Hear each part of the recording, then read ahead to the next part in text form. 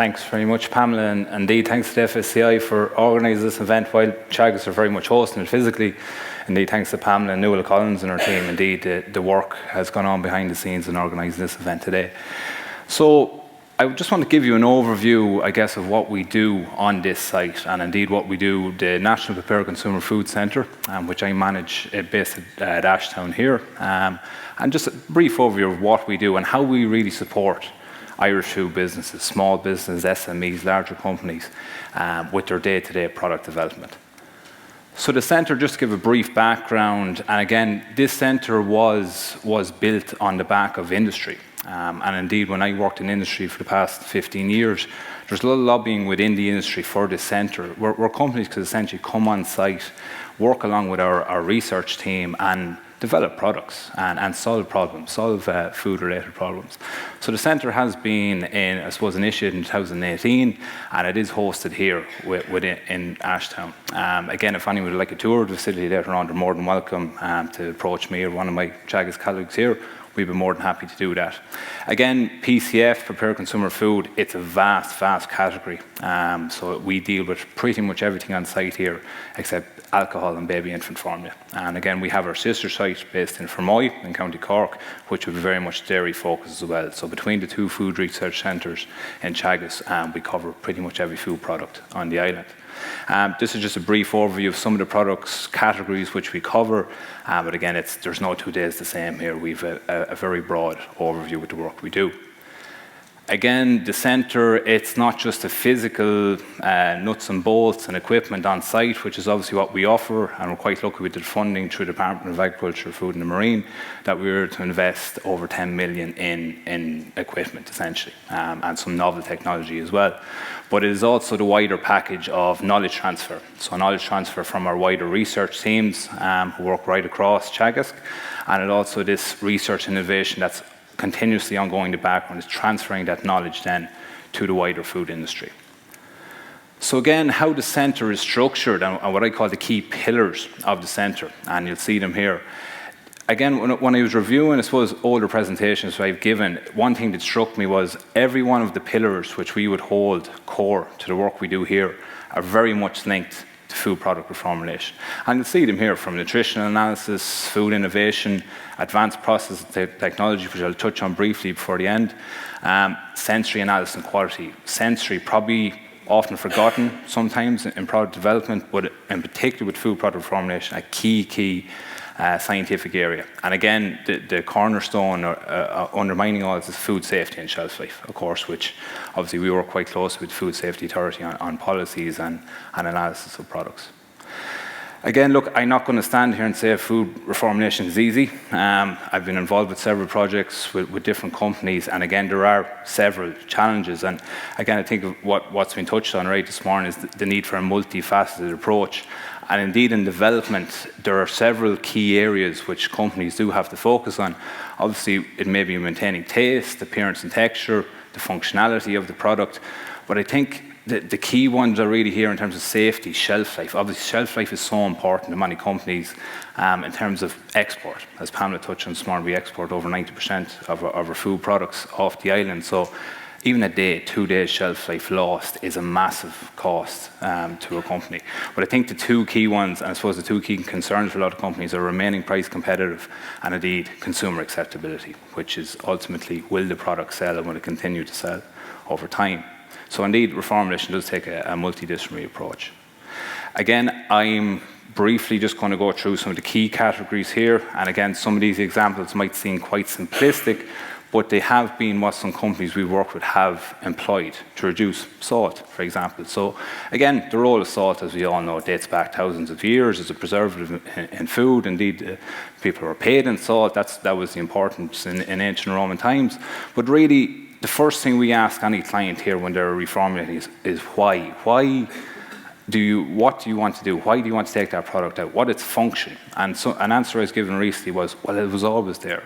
So you have to ask the question of why is that product, and in salt, Why is it within the product? What's its function? Is it for flavour, binding properties? Indeed, in meat, as you see the picture here on dry-aged meats, it's a key part of the preservation process, of the flavour process.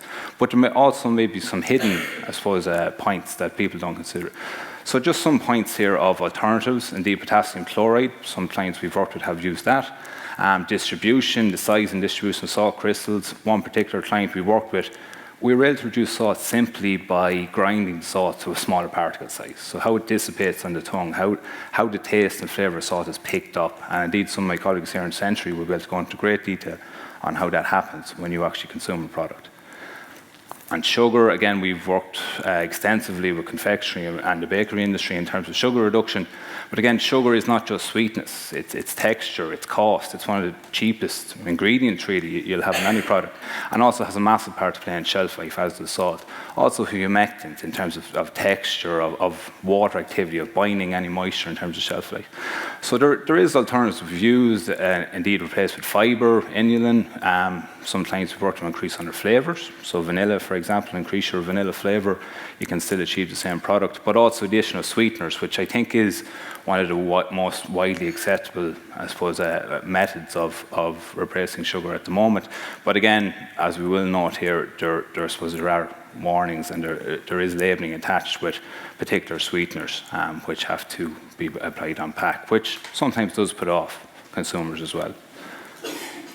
Again, saturated fat, and I think the first question we always ask is fat is texture. Really, what is fat doing in your product in terms of texture, and also as a carrier for flavours, mouthfeel, and also emulsification. So one very simple project we worked on recently was replace fat, but we replaced it with an emulsifier.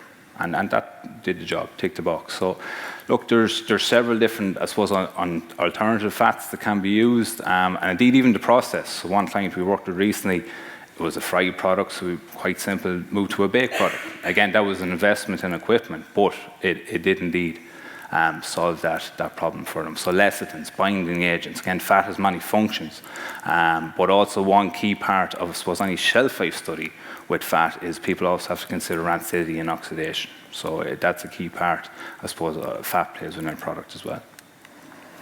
Again, I'm going to briefly just go through this. This is not a set step-by-step guide. Every company, every product will be different, but it will depend on several factors. But indeed, the first question we have to ask is decide on what targets, what's realistic, what's our gut instinct within the business, how can we reformulate, what do we want to reform, carry out a complete review of packaging, ingredients, production, and right through on what I've highlighted in red here, sensory taste panels, consumer testing, and do these externally, because historically, and I've worked with several companies and as an NPD manager, sometimes the most difficult person to convince is yourself and your business. And I remember one ex-colleague of mine noted, why are you doing this? Why are you reducing sugar? You're going to harm the business. You're going to affect sales. So sometimes your own business are the most difficult people, I suppose, to win over. Consumers, and again, Pamela's touching this, consumers want this. So really, that's the group, that's the cohort you need to tackle really with your consumer testing. And again, a lot of these, I suppose, parameters will be running in tandem with one another. So it's key to really sit down and focus on what you need to do. Again, not just reformulation, but we also have our sustainability factors as well at play now. So I know a lot of companies here are obviously working on reformulated packaging formats, recyclable formats, compostable materials. So it's key to consider those on our agendas as well, in terms of what role will they play an impact on shelf life. So if you are using an alternative packaging format, is that going to have an impact on your shelf life? But also, how do we work that in tandem then with our reformulation goals? Again, there's been several advances in processing and packaging in the last number of years, of which some we're lucky to have on site here in Teagasc, but how can they play a role? Again, I've just included one example here, high pressure processing. Some of you may be familiar with this technology, but that technology has been used in the reformulation of products. So that can be adapted. New technology can be adapted to achieve the same shelf life, but with a reformulated product. I suppose the key take-home message I give to any company here is set realistic timelines. We're not going to reformulate a product in 2 weeks. So set a realistic timeline with your team and with your customers and consumers and really map out what you need to do. And again, throughout the whole process, don't reformulate in a vacuum. engage with your customers, engage with your consumers, because it is possible. And indeed, what you're going to hear, I suppose, over the next few presentations is the how. We've heard why we need to do this, but now we'll give examples of actually how to do this. So thanks very much.